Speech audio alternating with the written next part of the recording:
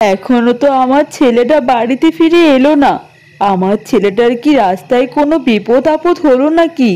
না না সুজনের মা, তুমি চিন্তা করো না, আমি এখনই যাচ্ছি। দবির মিয়া অনেকটা অসুস্থ হয়ে পড়ে আর সে পাহাড় থেকে তখনই নিচে পড়ে যায়।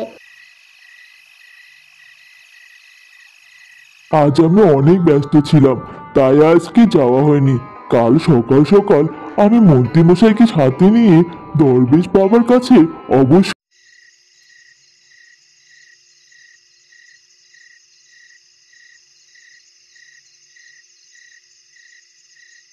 মা, কোথাও তো খুঁজে পেলাম না আমার বাবাকে। কোথায় গেল আমার বাবা? ওনাকে খুঁজে না পেলে যে নিজেকে কখনো ক্ষমা করতে পারবো না রে বাপ। সুজনের বাপ, সুজনের বাপ, কোথায় গেলে তুমি? তুমি আমাকে ছেড়ে চলে গেলে।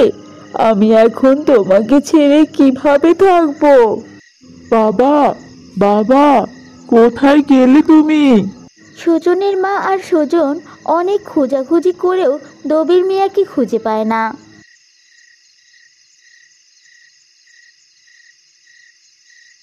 খুঁজতে খুঁজতে তারা পৌঁছে যায় সেই পাহাড়টির কাছে।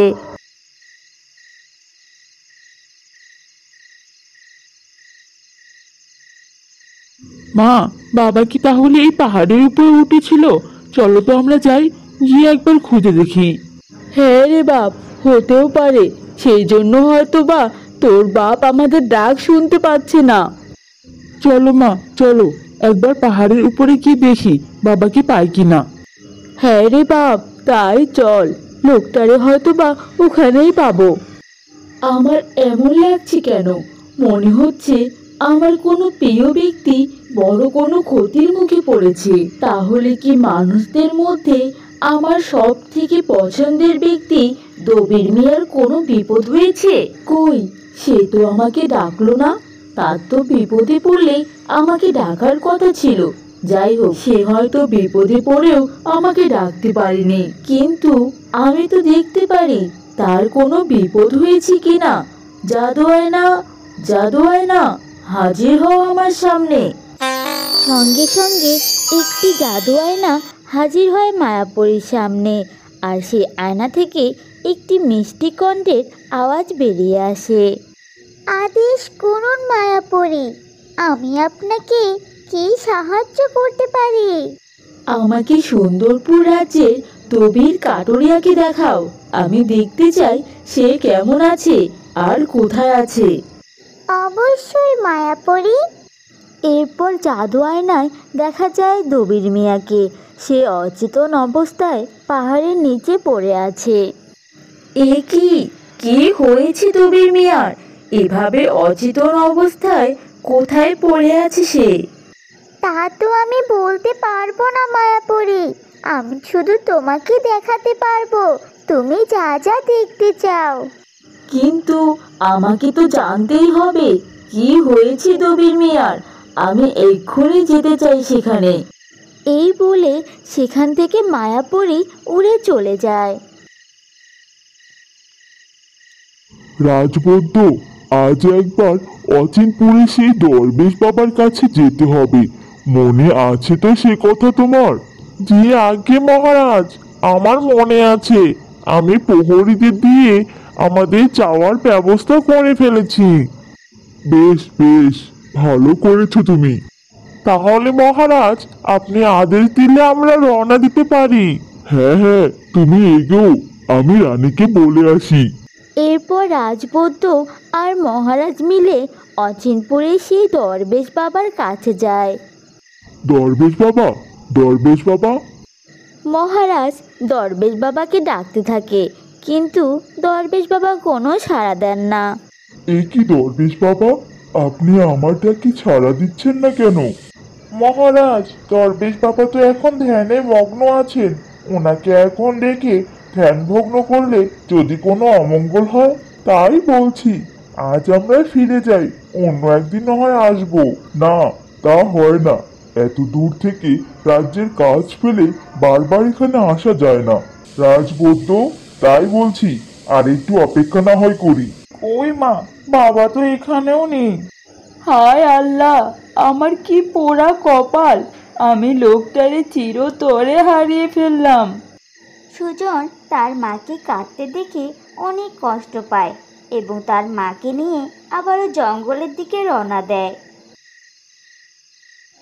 এরপর বেশ কিছুক্ষণ ধরে সুজন এবং তার মা দবির মিয়াকে খুঁজতে থাকে, কিন্তু তারা কোথাও দবির মিয়াকে খুঁজে পায় না।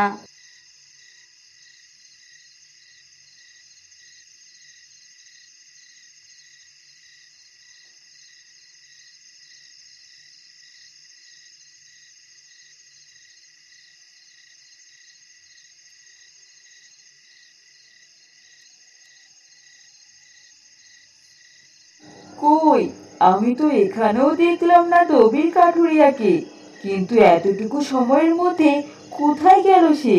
আমি কি তাহলে ভুল দেখলাম? না না, জাদু আয়না আমাকে ভুল দেখাবে না।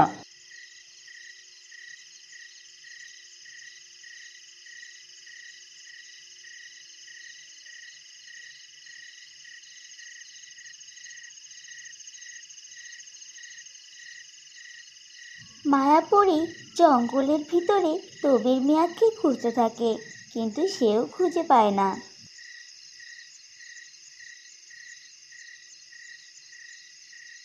জাদু আয়না, জাদু আয়না, এক্ষুনি হাজির হও আমার সামনে। সঙ্গে সঙ্গে আবারও জাদু আয়না হাজির হয় মায়াপরীর সামনে।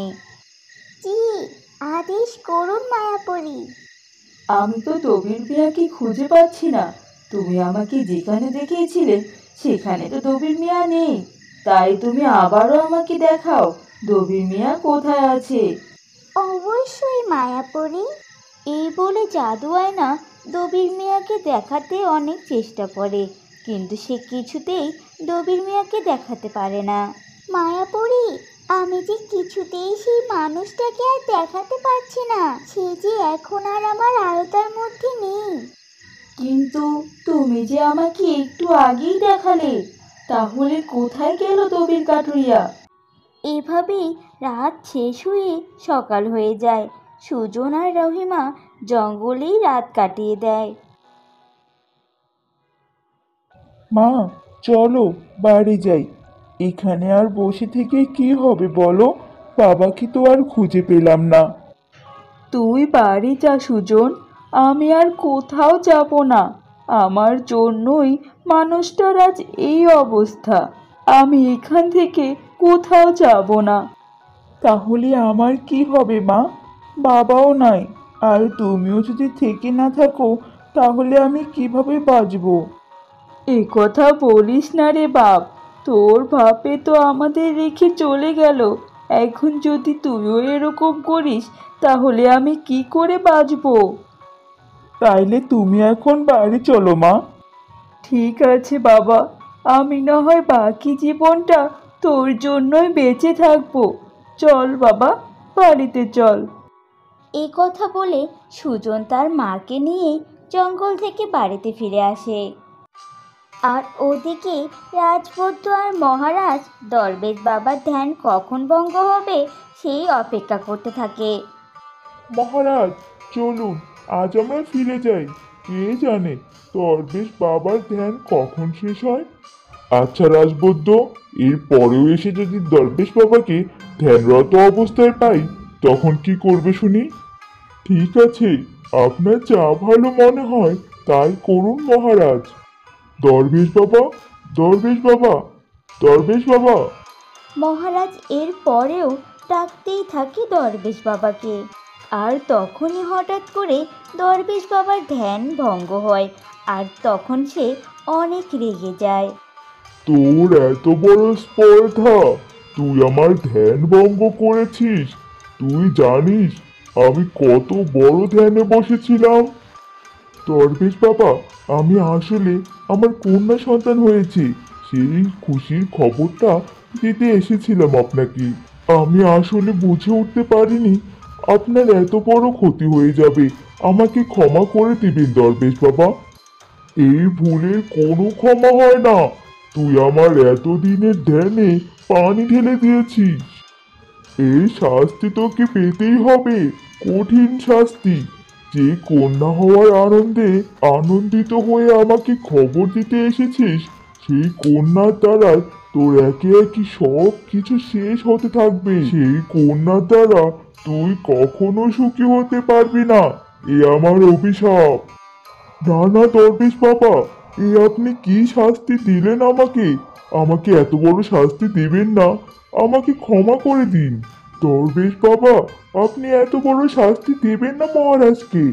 ততক্ষণে দরবেশ বাবা পুনরায় ধ্যানে মগ্ন হয়ে যায়। এ কি সর্বনাশ হলো আমার রাজপদ্য!